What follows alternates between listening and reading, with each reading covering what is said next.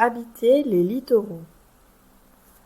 L'homme a toujours privilégié son installation à proximité des côtes pour assurer ses besoins en eau, pour pêcher et pour effectuer du commerce. Aujourd'hui, plus de 60% de la population mondiale vit à moins de 60 km d'un littoral. Les densités de population sont très fortes sur les littoraux. Elles sont 5 fois plus élevées que dans le reste du monde. On trouve aussi sur les littoraux de nombreuses mégapoles, c'est-à-dire de très grandes villes.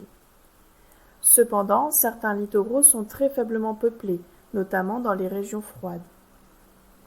90% des échanges mondiaux de marchandises se font par voie maritime et donc les ports ont une place très importante. Les littoraux sont aussi des espaces majeurs du tourisme mondial. Les hommes vont donc aménager les littoraux pour pratiquer différentes activités.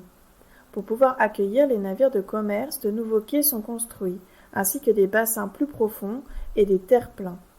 Certains ports de commerce forment de vastes zones industrialo-portuaires, qu'on appelle des ZIP, qui intègrent sur leur territoire des usines et des ports.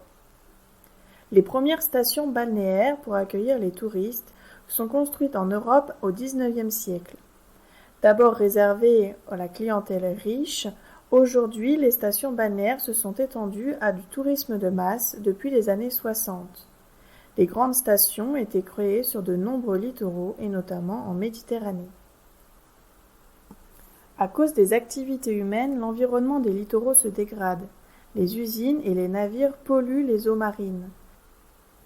Le littoral est aussi menacé par l'érosion et par l'élévation du niveau de la mer due au changement climatique. On cherche alors à protéger les richesses naturelles des littoraux, notamment sa faune et sa flore.